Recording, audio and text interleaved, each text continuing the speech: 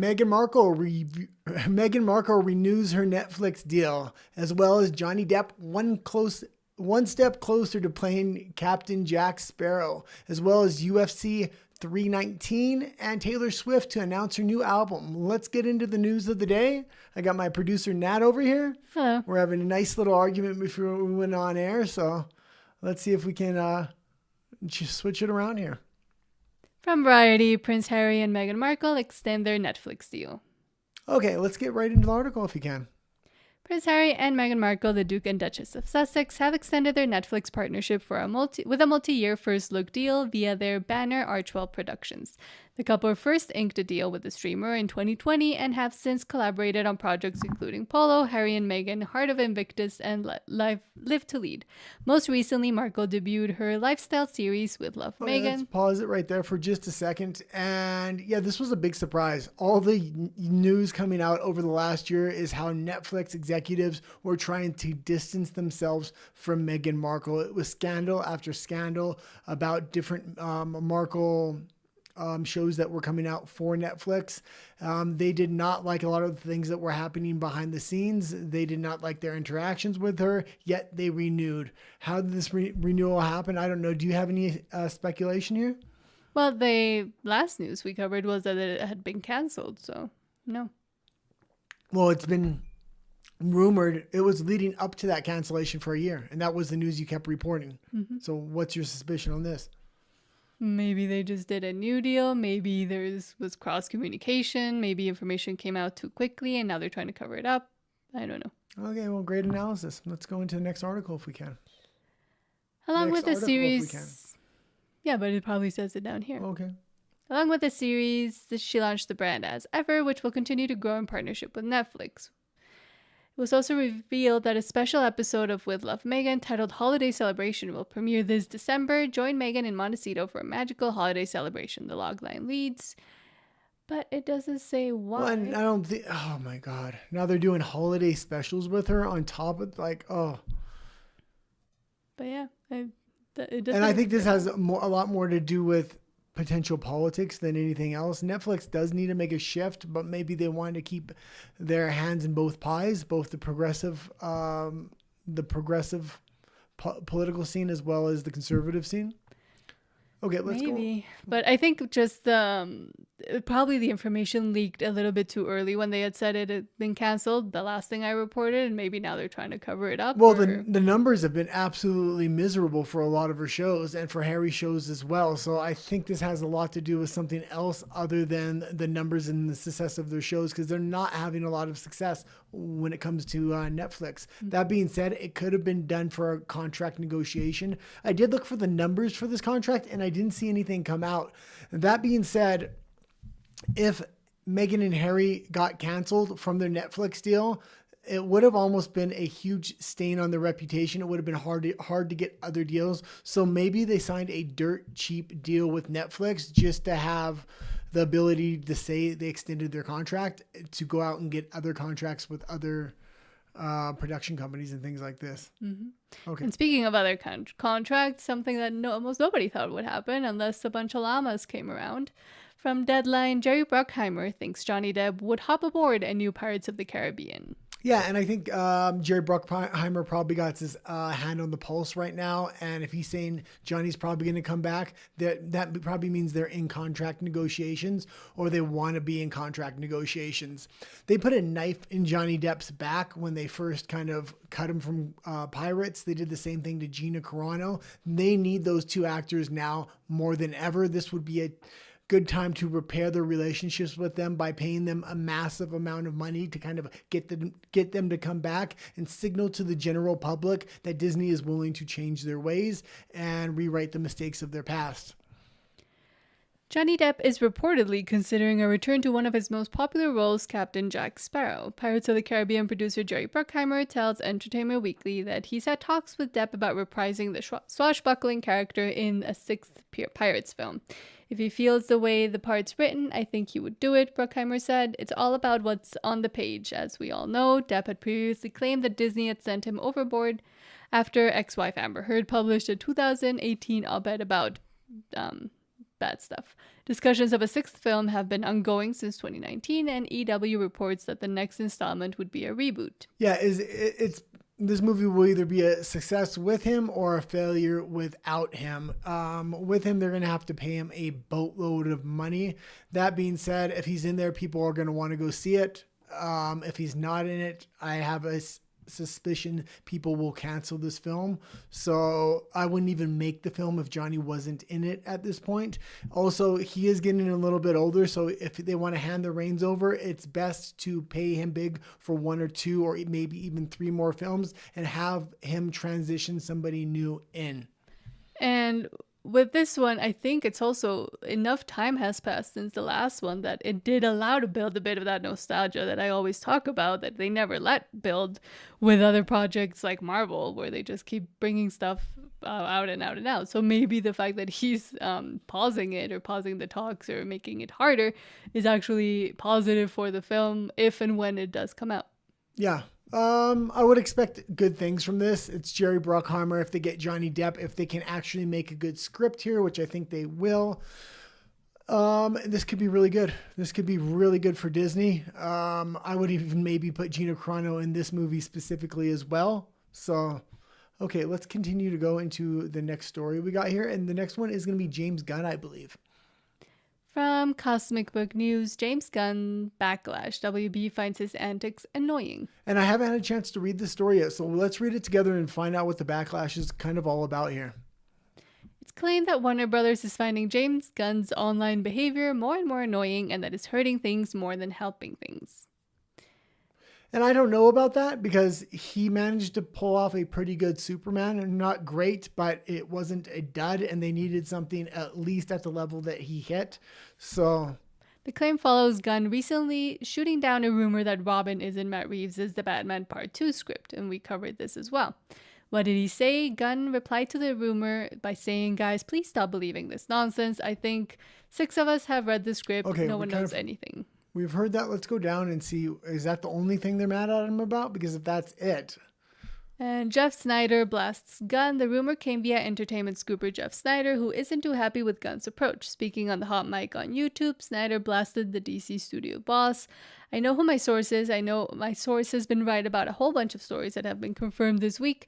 Unfortunately, James Gunn has proven himself to be about as trustworthy as Lance Armstrong in my book. I don't believe a word out of his mouth. One of the things I was told unequivocally, Robin is in the script. I don't give an F but what Gunn says anymore. The guy is the most annoying studio head I've ever heard of or met or seen." It seems like there's some animosity there, and I think we do know there's animosity between those two. So I would believe more James Gunn than anybody else when it comes to this, just because he's going to be the most hands-on. And he said, "I don't think it's winning him any fans. I don't think it's winning him fans on the Warner Brothers lot, where I know people find him and his antics to be annoying." Oh, sounds familiar. Yeah, and I would have kind of just let the Robin thing kind of trickle out there to see fans' reaction online and things like that, even if he wasn't going to be in the movie. Did they potentially want to put him in a future movie? They can kind of see the fans' reaction without having to take the risk of actually putting him in there by just letting the rumor kind of swirl a little bit. And I mean, James Gunn does seem to be that kind of auteurish, even though he's not directing, but I guess a studio head auteur where he wants things done his way. And that also got him in trouble back at Marvel. And I mean, then Marvel messed up by firing him, but yeah. What's this $600 million production? So early digital release adds fuel to the fire. Snyder's 600 million prediction might not be far off. Mine was 630 before the digital release announcement. Warner Brothers just announced Superman will be released digitally on Friday. Yeah, and this is a mistake. And this is what they did with Jurassic Park as well. They're doing this a lot. They're making these overpriced movies, and then they're having to have these overpriced marketing budgets that equal the amount of production. So we're talking hundreds of millions of dollars, and they put it all on the actual release of the movie rather than saving 10 or 20% of that marketing budget for the streaming release. So what's happening, because the entire marketing budget was put up front for the theatrical release, they want to get it to a streaming as soon as possible so the IP is still hot and in people's mind. Where if they would have kept maybe 20% of the marketing budget back, they can advertise it it in specific markets they want to increase their streaming on. This needs to stop. They need to stop rushing these movies straight into streaming. I believe it's hurting the movies overall, and it's hurting streaming subscriptions overall as well. Yes. Okay, let's go into the next article here, and I believe it's going to be South Park. Yes, so from Variety, South Park doubles down on Kristi Noem with Paramount Plus end credit scene featuring her on Pew Pew Spree at a pet store. Yeah, and it seems like they're starting to get Trump derangement syndrome here, and they're focusing a lot on Trump and the administration. That being said, I don't mind it. If it's funny, then it's funny, and every single person in the administration has memeability. Donald Trump is highly memeable. His son is highly memeable because of his height. His wife is memeable because she's an ex-supermodel and she's got a hard Russian accent. Kristi Noem is ridiculous with her photo shoots. I mean, I'm a fan of the Trump administration, but you have to admit almost every character in the administration is highly memeable. The Biden administration was just a bunch of drones, and it was really hard to make comedy on them. It was really one-note comedy you were going to kind of make. They were very corrupt, and they were just towing the line. Also because the Biden administration, their incompetence was scary because it was a man that was not in charge, and who knows who was in charge. Most people have some sort of idea. But with Trump, because they, as far as it's been up to now, have kind of been able to roll with the punches. At least Charlie Kirk kind of went with it. Trump, I mean, he got mad and did his little stomping his feet, but then I'm guessing came around a bit more because they know the optics, if they go against shows like South Park, are not going to be good. Well, and you have to think there's an entire cultural shift happening here with the Paramount Plus UFC deal, Dana White being best friends with Donald Trump. They're going to have a UFC event on the lawn. 60 Minutes, the lawsuit got settled. The other lawsuits were dropped against Trump. The View is really starting to change their tune. Other news shows are really coming more towards the middle now. You're having this huge cultural shift. If there wants to be one standout like South Park, just let there be one standout, because otherwise it just looks a little bit authoritarian. So... And with South Park, I mean, they do and have taken jabs at everybody. The issue with mainstream media and other comedians, like the one that just got canceled, his show got canceled, is that they would go just again after one, and it was very transparent what the agenda or what the... Wait, what are you saying? I didn't understand that. Well, that with South Park, they have gone after a bunch of, like, Republicans, Democrats, everybody, except certain religions, but with all the other comedians that have just gone after Trump and the Republicans, it becomes very clear and very obvious what the narrative is, or what they've tried to shape it to be. Okay, and let's continue to go here. I do also think it's mainly... we didn't read anything about that. I also do think it's mainly conservatives that do like more crude humor and do like South Park, so I think it is more a conservative-based audience there. So, but conservatives do know how to take humor, especially when it's kind of geared towards their own administration. So I don't expect a lot of backlash. I actually expect them to be able to laugh. I know I'm laughing at this Kristi Noem thing already because I've already pointed out a ton of times how she's trying to dress up like a model, do her hair, her eyes, her makeup as she's going on raids. It's ridiculous. But she's doing good things in the administration, so... In case you missed it, South Park shared the Paramount Plus exclusive post-end credit scene for the second episode of season 27.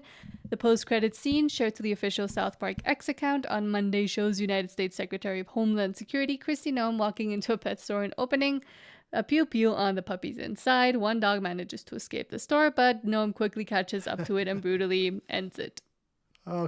Okay, we can go into the next story there. I just wanted to kind of get a brief description of what they were actually doing. And back to the jump scare from BBC. And she, in this, especially in this picture specifically here, she just looks like the devil, and her past actions are ridiculous. So the headline of the story really doesn't make any sense. How is she telling the Pope what to do in any way, shape, or form? Not that I'm a big fan of the Pope. From BBC, Madonna urges Pope to visit Gaza before it's too late. And this is not even one of the scariest pictures that has been taken of her lately. Madonna has urged Pope Leo the 16th to visit the 7th. 16th to visit Gaza and bring his light to the children before it's too late. The U.S. Queen of Pop shared her plea on social media, saying the pontiff was the only one who could not be denied entry. Her intervention came as the UK, EU, Australia, Canada, and Japan issued a statement saying famine is unfolding in front of our eyes and urged action to reverse starvation. Yeah, that's extreme risk to have the Pope go visit Gaza. This would give the Israelis an opportunity to, let him in. But what happens if they can false flag a bombing or something that's going to in the life of the Pope? This would create a huge backlash against the people of Gaza or the Israelis or something like that. It's not worth the Pope going there. If he wants to make a statement, have him make a statement from the Vatican. Do you want me to keep going? You can go a little bit more. Most Holy Father, please go to Gaza and bring your light to the children before it's too late, Madonna posted on Instagram. As a mother, I cannot bear to watch their suffering. And Madonna has been very outspoken against every kind of church, so it's interesting to see her now that she has a cause. Well, she actually owns a church. She turned into a nightclub that's just filled with debauchery. So The children of the world belong to everyone. You are the only one of us who cannot be denied entry. Israel has faced mounting pressure over the humanitarian situation in Gaza, with UN-backed experts last month warning the worst-case scenario of famine was playing out in the besieged territory. It has continued to deny there is starvation in Gaza, and it has accused UN agencies of not picking up aid at the borders and delivering it.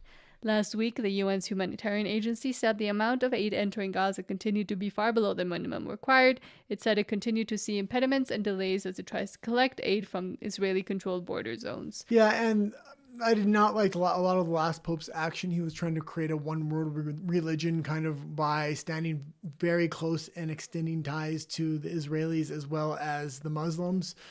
It was just very odd that he wouldn't kind of stand up for a lot of situations that were going on. That being said, we do have a new Pope, so it's very interesting to kind of keep an eye and see what's going on there. The new Pope is also from the U.S., so. And that is, I think, the interesting part as well. But it's too early to tell anything. Moving on? Yeah, let's move on here. And this is a story just for Nat. From That Park Place, Freakier Friday becomes the latest Disney film to underperform in a string of 2025 underachievers. And if you don't follow WDW Pro or That Park Place, please do so. And they've been very kind to us as well. Yeah, and that being said, the movie isn't doing well in the States. I've been following the numbers. We kind of reported on this the other day. Nat wanted to see this because she was a big fan of the first one. Even if I didn't want to see it, she was going to force me to go. Actually, yesterday where we were supposed to, she went to go pre-buy the tickets. I said, you don't need to pre-buy the tickets. The sales are horrible. Then come yesterday, 5 hours before the show was going to start, I said, okay, why don't you just go online, buy the tickets now? And they were completely sold out. And that's saying a lot. We live in Mexico City, but there are 8 theaters within walking distance, or a whole lot of theaters within walking distance from our place, and they were all sold out on Tuesday. Mm-hmm. I believe it's a cheaper day to go view movies on a Tuesday in Mexico City, but even with that being said, I could not believe every theater was sold out. And it was interesting because other movies were not sold out. So yeah. Like if we had wanted to go watch Fantastic Four or the other Pedro Pascal movie, those were not sold out. Yeah, that being said, it does appeal a lot to, I think, the LGBTQ community as well as mother-daughters. And there are a lot of families here, so I could see a lot of mother-daughters going to the movies. In the United States and Canada, I think the people aren't having as much kids, so there isn't that thing to kind of bring them again. So, Freakier Friday becomes the latest Disney film to underperform in a string of 2025 underachievers. In what has become a troubling pattern for Disney in 2025, the studio's latest release, Freakier Friday, has debuted to underwhelming box office results, adding to a string of films that have failed to live up to expectations. Okay, yeah, the movie didn't cost that much to make. I think it was like $45 or $47 million. That being said, they did do a ton of advertising for this thing. I am seeing it all over and online. So, like, they're definitely not going to make their money back because the advertising budget was so big. But I think on streaming and their international markets, such as Mexico, it's really going to help this movie to get at least close to making its money back. The sequel to the 2003 body swap comedy featuring returning stars Jamie Lee Curtis and Lindsay Lohan opened with 28.6 million domestically over the August 8 to 10 weekend, falling short of higher-end projections that ranged from 35 million to 45 million. While outlets like Variety and Deadline, often perceived as more lenient towards Disney, forecasted a more modest 27 million to 30 million, the actual performance still highlights the studio's ongoing challenges in recapturing audience enthusiasm amid Hollywood fatigue, remake skepticism, and shifting market dynamics. Yeah, and maybe if you have extreme low expectations, such as I do going into this, I mean, I don't want to see this movie. She's going to force me to go tomorrow, so I am going to watch this. But I know Chris Gore from Film Threat did not like the movie at all. Alan had extremely low expectations. He brought his daughter in, and they had a good day and a good time watching the movie. So I'm hoping that my low expectations help this movie overperform, maybe. In your eyes. In my eyes. Because usually when I really like a movie, it underperforms. And when I really think a movie is going to be horrible, it somewhat overperforms. My expectations do sometimes taint the movies. And that's the thing. You have to look at this with eyes of, number one, it's a comedy. It's mostly going to rely on, humor and also body humor, because it is about body swapping. And not to expect much, because I don't think it's made for people who to expect much of it. Like, it's not auteur cinema. It's not highbrow. And I don't think it even tries to get to the heels of like a superhero film. It's funny, go watch it on a weekend kind of thing. I don't even think it's that. I think it's made for a very specific audience. This is for mother, daughters, and probably the LGBTQ community as well. And I mean, the LGBTQ community within Mexico City specifically is fairly large. When we went to go see Lilo and Stitch, I would say half the theater, or at least 30% of the theater, was that demographic. So just with those two demographics of families, mothers, daughters, and the LGBTQ community, it should float this movie, at least maybe on an international basis. I know in the States, the culture is shifting, and there is a lot of wokeness in this movie, supposedly. So, and I mean, I do think, like with the Barbie movie, at least it is geared towards like that specific audience, because we have seen a lot of these big tentpole movies that they try to make into, everybody's gonna want to go watch it, especially with superheroes, that doesn't always work, because they're trying to introduce themes or characters, or female characters specifically, into something where they don't fit. Whereas if you just focus on specific segments of the population and what you're trying to gear your movie towards, usually they do slightly better, or at least the correct audience is trying to go watch it, not everybody. Okay, let's go into King of the Hill here. And this was kind of odd to me. And I think maybe we're in an in-between space, but let's read the headline. From Bounding Into Comics, King of the Hill revival boss says it's impossible to recreate original's animation style because tools don't exist anymore. Okay, meaning they don't want to take the time to actually animate, so they're probably trying to go more digital, but the digital tools or the AI tools aren't quite advanced enough yet. You give this another 4 or 5 years, it's going to be able to replicate the show very easily with AI, I would believe, especially with the amount of data they have to train the AI on. While the Disney-produced King of the Hill revival may have delivered in terms of its writing, the animation was just as disappointingly stiff and lifeless as early previews had suggested, and while many fans were hoping it would bear something akin to the original's hand-drawn aesthetic, showrunner Saladin K. Patterson said that such goal is near impossible in the current era. Okay, let's see why. Patterson noted, a noted TV producer and writer whose past credits include The Bernie Mac Show, Psych, The Big Bang Theory, and the 2021 reboot of The Wonder Years, offered this insight into Rainey Street's new look while speaking to The Hollywood Reporter. Asked by White if he could talk about the decision-making that went into King of the Hill's new flat animation style, Patterson bluntly admitted that to his host that said change was an unfortunate side effect of the industry's move towards cost-cutting and digitalization. I do want to address the art because that has probably been the most universal thing that it has shook the new audience when they saw the previews and things like that. That animation looks so different. I get it. I get why people who want to revisit the show may have been taken a little bit aback. The new animation style is all about digital now, but the truth of the matter is it is impossible to do the show now that now the way it was done then. Yeah, and they're just in an in-between time. AI is very new. Once AI advances just a little bit more, it's going to be able to replicate the original style no problem. I would have just taken the time to animate this thing right. It has a built-in fan base. And that being said, like going to digital at this point really is kind of destroying the new... Was it a one-off episode or a series? I think it's a reboot. So it's back into the series then? I believe so. Okay. Okay. So he says the hand-drawn animation, the watercolors, those don't exist anymore. If they exist, they certainly don't exist at a cost where you can do a TV show. So it has to be updated, and we have to update it with current style and makeup of animation that animated shows do. And I think it also might be because they don't have the people that know how to do it anymore, and they're actually letting the craft be lost of actual hand-drawn animation. No, because it would cost too much to hire the few people now that actually do know how to do it. Yeah, it just costs too much. It's not, even if they did have access to the people, they would have chose not to do it. I think it's just not cost effective. That being said, AI will be able to recreate that very soon. Not that AI is a great thing, but I mean, if you do want the original style animation. I mean, I do wish the crafts like that. That's kind of what scares me about AI. Like crafts like that, like hand-drawn animation and the ink and paint girls, all of that kind of history of animation, it might be lost and nobody might know how to do it in a few years. And that's scary. Okay, let's go into Ewan McGregor here.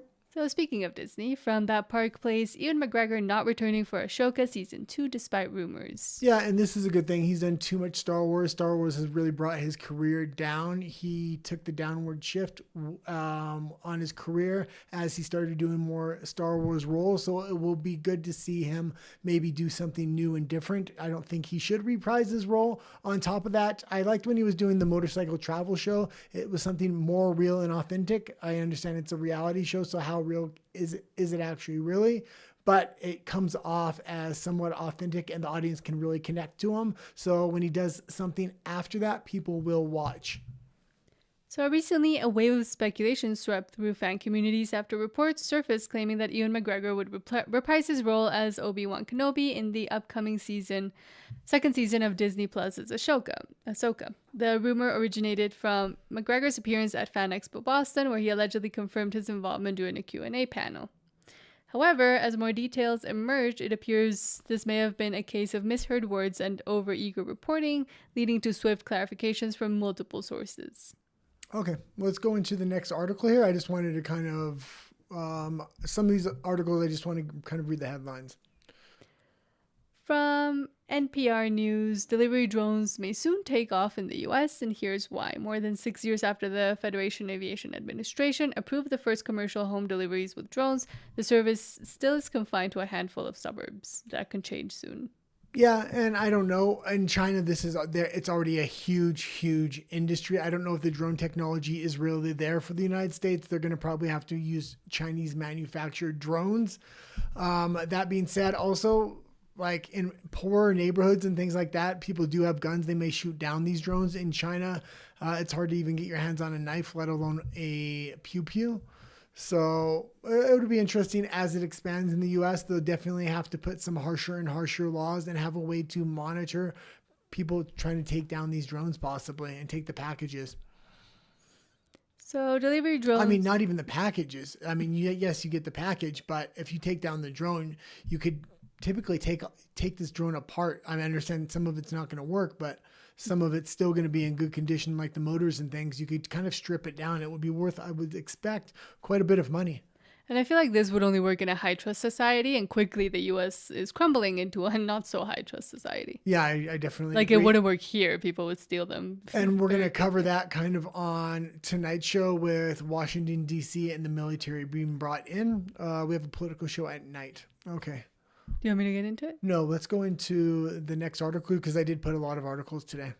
From Variety, Shrek 5 release date delayed to June 2027. Yeah, and this is almost a year delay. So this is quite a bit of a delay. The animation is not looking too spectacular for the new Shrek. That being said, I always do like Shrek, and Universal is doing a lot of good things, and he could be a premier character for the parks. So, I mean, they should put the time, the money, and the effort into Shrek. And you have somebody like Eddie Murphy voicing Donkey. That is just pure gold. So, the new release date for Shrek 5 is far, far away. Universal and DreamWorks Animation have postponed the fifth Shrek film from December 2026 to June 2027.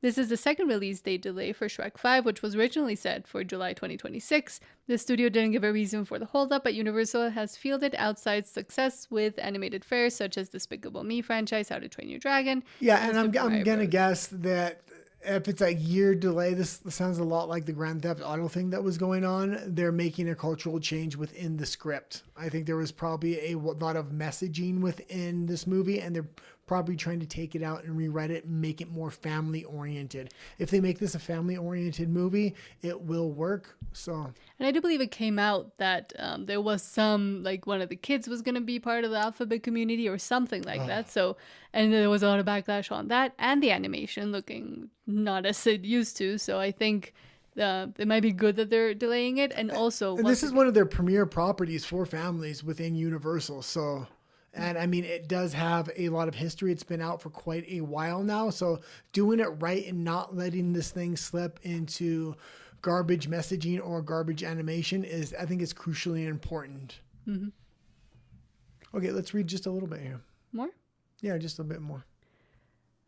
On its new release date, Shrek 5 will open less than a week after Sony's animated Spider-Man Beyond the Spider-Verse. On its prior date in December 2026, the film was scheduled to debut in wake of Disney's Avengers Doomsday and Ice Age 6. So I think it was also competing against a lot of things during the summer, so they decided to kind of push it back even more to what they made. But we've seen what happens if you can make a good family-oriented film that's not too much messaging pushed in there with Lilo and Stitch and other animated movies like that. They've had a huge success. That was the first $1 billion movie of this year. Shrek has the ability to kind of do that, especially being attached to Universal rather than Disney.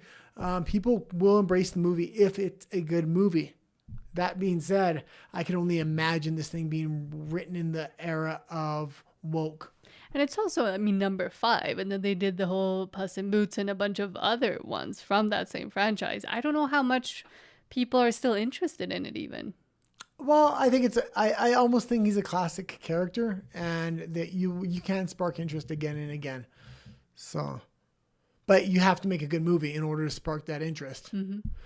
Okay. And then also wait a little bit before just releasing everything all at once as well. Let's go into Taylor Swift here. And she's got a new album coming out, I guess. And she's going to go on Travis Kelce's new podcast. From IMDb, Taylor Swift confirmed to make guest appearance on Travis Kelce's New Heights podcast. If you guessed Taylor Swift as a mystery guest on the upcoming episode of the New Heights podcast, give yourself a pat on the back. After teasing Swifties on Monday morning, the Jason and Travis Kelce hosted podcast confirmed the pop superstar, who is also famously dating Travis, would be making an appearance on Wednesday's episode. Yeah, I mean, these just feel like people wearing a skin suit of traditionalism or conservatism or trying to wear that skin suit. I mean, I remember when Travis Kelce was all over these Jibby Jab era ads on TV. He was pressing this on the general public. I'm never going to forget that. And I mean, Taylor Swift is just, I don't know. And also because she always pretends to be so private and, I don't want to reveal anything, and now I'm going on just my boyfriend's podcast. The relationship has always seemed pretty manufactured, at least to me and a bunch of other people, and like a PR move. But what is it that they're trying to hide, and whose PR are they trying to make better? Yeah, I know, like Trump came out during the elections and there was this manufactured rivalry that was trying to come up, and they were really trying to pump Taylor up. And Trump kind of cut it off at the pass, so it never happened. I think they're really wearing these skin suits, and come the 2028 election, I think you're going to really see them try to throw their weight around. Mm-hmm. That's kind of what I think. I think there's a lot of more political undertones, not just with Taylor Swift, but with Travis Kelce as well, and to make Taylor Swift appealable to a very specific audience. And I think it has a lot more to do with politics than people want to admit. Okay, let's go into AMC theaters, and they're cutting. Oh, maybe read this first because I don't know. From the wrap, There's two ways to kind of read this headline. From the wrap, AMC theaters to trim pre-show by 4 to 5 minutes. CEO says we don't love deluging our customers. Moviegoers have been presented up to 30 minutes of trailers and ads before their movie starts. Okay, so you're going to cut 30 minutes, 4 to 5 minutes off of that. You're still going to give me 26 minutes? Or I would prefer to 4 to 5 minutes total. But you do like to watch the previews because you always make me get there early. Yeah, I do like AMC theaters to trim pre-show, but I don't know if pre-show is previews. I do hate when they have these like actual pre-shows where they have like their own people pretend to do a podcast or pretend to do let's have some insights into new movies. It's like nobody cares about that. Show us the previews so they can get to the movie. I almost think I kind of disagree with you. I might not like the garbage manufactured pretend podcasts they have on there, but if they would get real good podcasters like WDW Pro on there and just play episodes in order to kill times before the show, if people are showing up half an hour early, that would be a good co-promotion between whatever podcast they were kind of putting on there. And yeah, I would actually like that idea. Maybe. Because they want to be able to control everything. Here in Mexico, in one theater chain called Cinépolis, they have this like fake podcast called Paloma y Nacho where they kind of review movies, but it's all positive for whatever Cinépolis is showing and for their clients.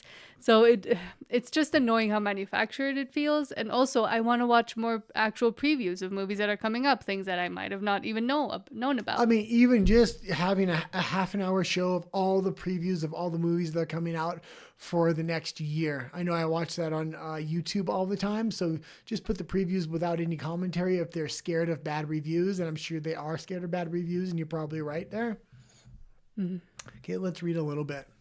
AMC and AMC also just recently said that they wanted to expand more ads and maybe even put a break in the middle to put more ads in. Yeah, a lot of people think theaters are going to die, this and that. And yeah, I don't think so. I think there's going to be a consolidation and streaming services are going to buy out movie theaters and put exclusively their movies in these theaters. They may even have multiple streaming services combined to buy out multiple theater chains. So it's less of a risk. But I think in the future, that's kind of where it's going to go. And that's going to really box out other studios and things like this and really consolidate around specific streaming studios. AMC Theaters CEO Adam Aron provided some further details into an earnings call on Monday about his company's plans to reduce the length of the ad and trailer stuffed pre-show his customers see before the movie by 4 or 5 minutes. In recent months, AMC customers have been notified on the theater's chain online ticketing service that they should expect that the movie will start 25 to 30 minutes after the listed showtime. It came after AMC reached a deal with a theatrical advertising company, National Cinemedia, to run their ads. That's ridiculous. I mean, yeah, thanks for the warning that you're going to give me 30 minutes. But what I kind of expect is I show up early, maybe show some pre-show stuff, but I'm early. So that means I want to watch that and just give me 10, maybe 15 minutes of pure trailers, not any more advertisements. The advertisements can come before for anybody that wants to come to the theater early. In order to get people to the theater early, you have to mix in compelling content, not just propaganda. And because they have been releasing less and less movies, even because no studio is able to properly do things now, I think they even have less of stuff to fill that with. But well, I almost think you take scenes, entire scenes from other movies and say, kind of co-promote and say, if you come half an hour early, we are going to be showing scenes from this movie in a pre-show, not just a theatrical trailer, to maybe get people into the theater early. And then you can mix actual commercial ads in with that in order to make some money. It's a way to, rather than play all of your ads once the showtime's supposed to start, you can get people into the theater early if you give exclusive content early on and let them know that content's going to be on the pre-show of that movie. And I do think people like trailers specifically. Like I used to love trailers. I still have it on my phone. I have the Apple trailers app where they just show all the trailers for Well, upcoming films. she likes trailers, but not before movies because I always want to get there extra early to watch all the trailers. And she's, we'll just be half an hour late. It's fine. Well, but now here they only show 2 or 3 trailers. The rest is just ads and that garbled nonsense, prefabricated stuff for. Yeah, I mean, it is really annoying. It seems like from a different era. The it's just pure propaganda and manufactured garbage before the pre-show. And in Vancouver, they used to do, what's the chain there? AMC, No, Scotiabank Theater. no, that's a theater. Well, Cineplex would have like this like pre-game. If you had the app, you can like participate in the game, but nobody ever did it. It just annoyed people, and it was a way to like move forward with time. But they also cut how many actual trailers they used to show, so that was annoying too.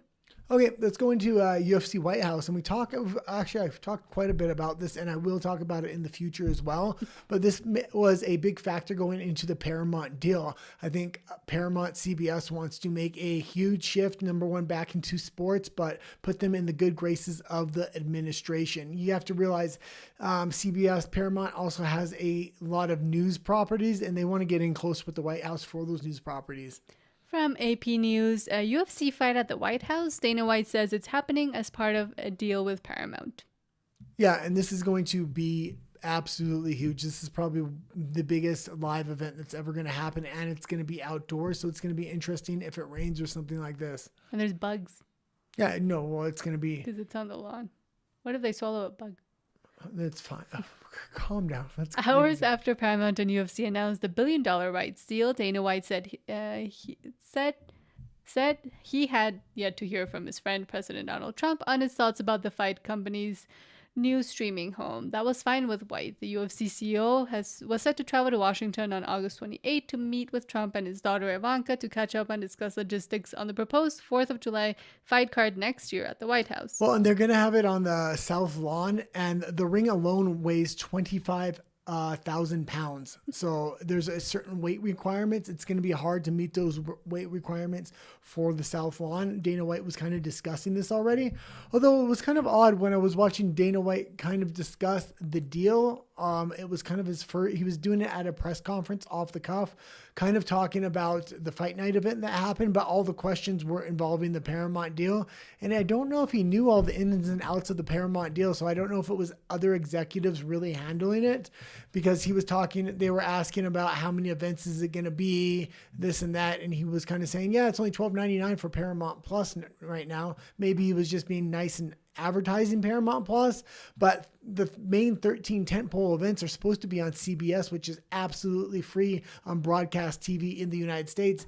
And he kind of was shying away from that when everybody was trying to push him towards that and ask him questions about CBS itself. So, okay, let's go a little bit into the article more. It's absolutely going to happen, White told the Associated Press. Think about that. The 250th birthday of the United States of America, the UFC will be on the White House South Lawn, live on CBS. Yeah, and this is going to be a cultural event internationally. The amount of fighters that want to fight on this thing, champions that want to fight on this thing, fighters that were in retirement are now going back into the drug testing pool so they can qualify to fight on this card. Fighters are willing to take pay cuts because this is a historical event. I mean, the potential future growth of the UFC is going to be absolutely massive, and it really puts the United States on the map here again in the cultural space. So, okay, let's go into UFC 319, and that's this weekend's event.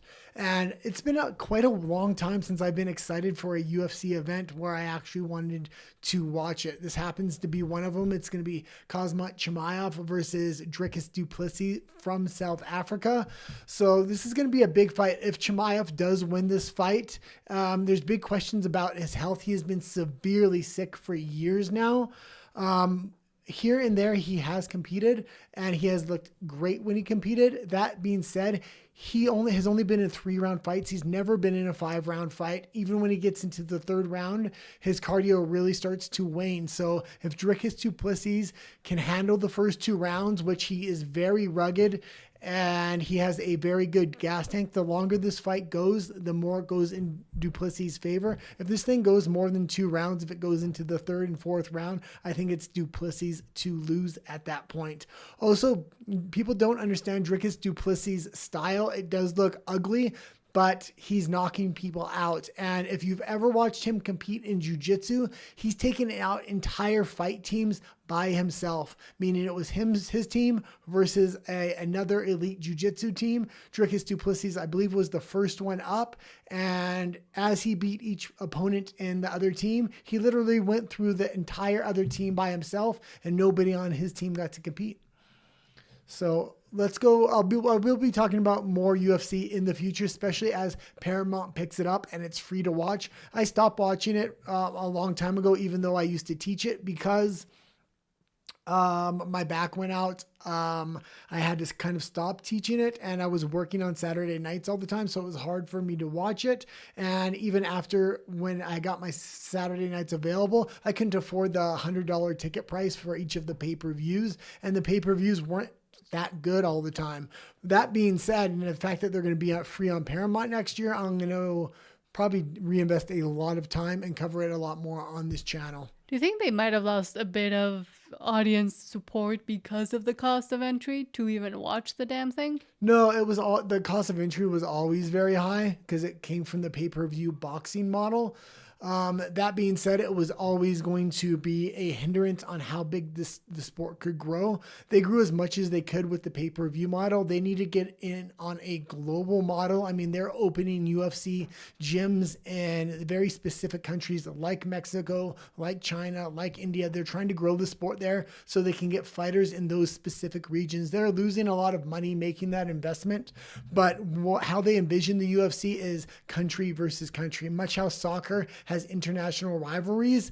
The UFC sees themselves being bigger than soccer, but as long as they had that pay-per-view model, they were never going to be able to get there. Now that this thing is free on TV, you're going to have fathers watching the Saturday night fights with their sons every week, every month, and it's going to appeal much more to, I would say, poor cultures now that never really had a chance to watch it. Like in Mexico, boxing's really big because I think the barrier of entry to watch UFC. Now you're going to see the UFC become the premier fight sport in Mexico, I believe. Because I think, like with boxing, and I mean UFC in this case being the kind of next step up after that, it is very like primal and human for men especially. And it could be, I mean, a very interesting sport for anybody because the barrier to entry, I mean, yes, you got to train, but if you can fight someone, you can kind of do it. Well, and it's the one sport that doesn't discriminate against women, meaning they pay all the fighters the same. If you can bring people eyes on it, if you can sell more pay-per-views, or in the next case get more viewership, they're going to pay you more. That's what they did with Ronda Rousey. She was one of the highest paid competitors of all time because she had crossover appeal that brought females into the sports. Men would watch her. She was in all kinds of magazines and things like this because there was a big interest in female fighters at the time because there wasn't hardly any. So if female fighters can sell tickets, they will get paid what they're worth. Not like the WNBA demanding money when the league is just losing money with every game, every season. I remember a few years ago there was like a payment drama with the UFC. Did they fix that or no?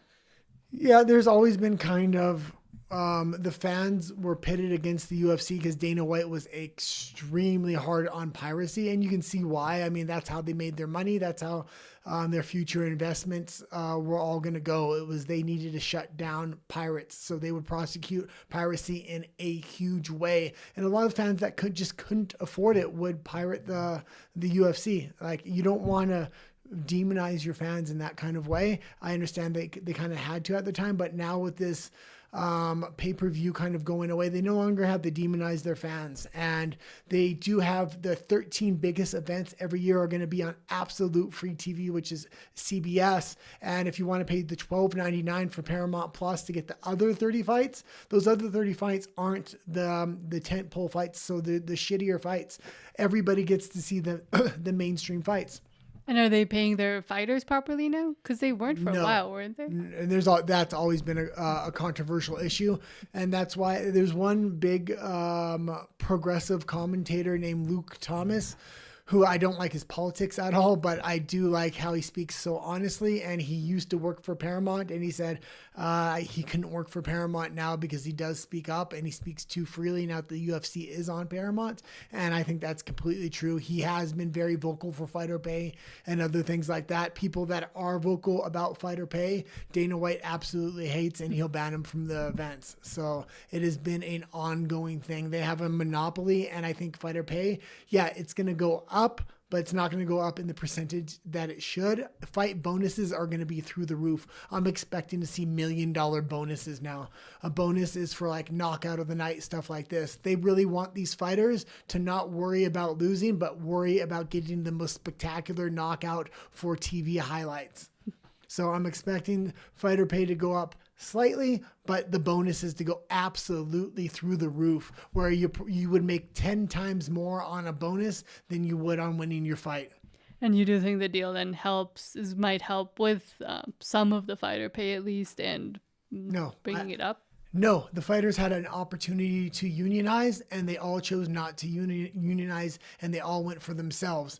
If they would have unionized, they could have got a cut of the TV deals and everything else. And with a $7 billion TV deal, even if you only got 1%, it would have been a massive amount of money for the fighters, and they could have negotiated up. The fighters have no way to negotiate with a union, and the UFC itself, with the Fertitta brothers being the original owners and Dana White, they are really union busters, and they understand how to not let these fighters form a union. So no, I expect a little bit better fighter pay, but not compared to the amount of money the UFC is making. And that being said, the UFC is making a ton of money right now, and they want to advance this sport on a global basis. And they are opening UFC gyms and educational programs in second and third world countries to try to expand this sport globally. So they are doing a lot of things outside of the realm of just their pay-per-view.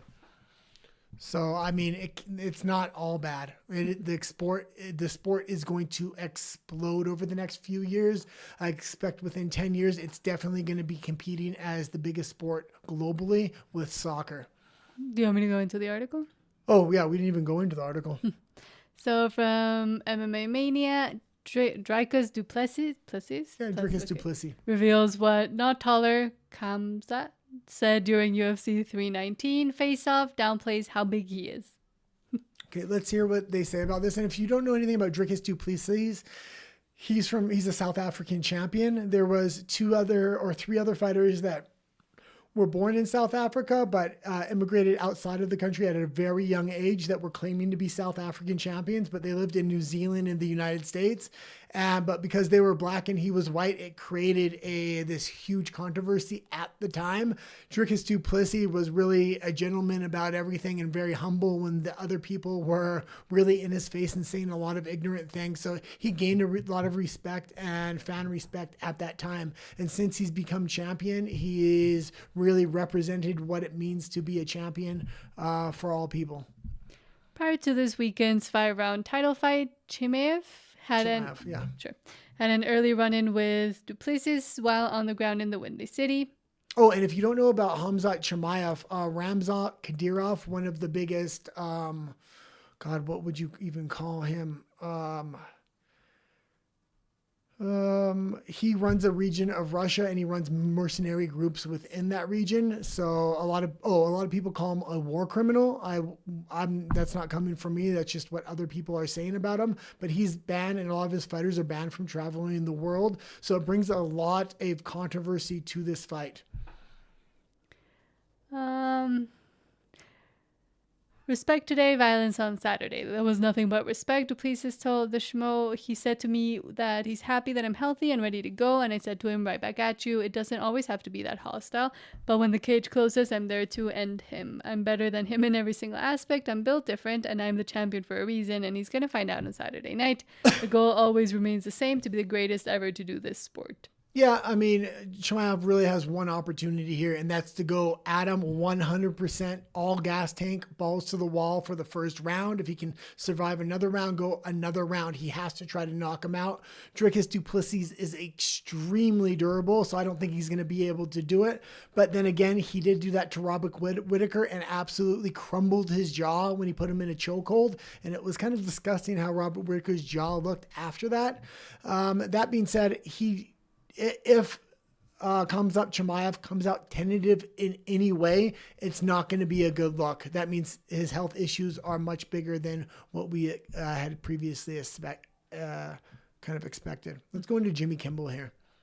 From Deadline, Jimmy Kimmel gets Italian citizenship and says Trump presidency is as bad as you thought it was going to be. It's so much worse. Yeah, Jimmy Kimmel's a freaking idiot. Like the girl that's running Italy right now is very pro-Trump, runs her country in a very similar way. A lot of Eastern European countries are very pro-Trump and run their countries in similar ways as well. So if he's trying to get away from that, he maybe should have applied to a different country. That being said, on top of that, he's going to have the leader of Italy running Italy, much like the U.S. is how the U.S. is being run. It's not as good of an economy. You got the EU governing you over that on top of that. So if he doesn't like the Italian policies, and then what happens, he's got double governance over them. Then you have the UN that has a ton of influence over the EU as well. It's like, govern me harder, daddy.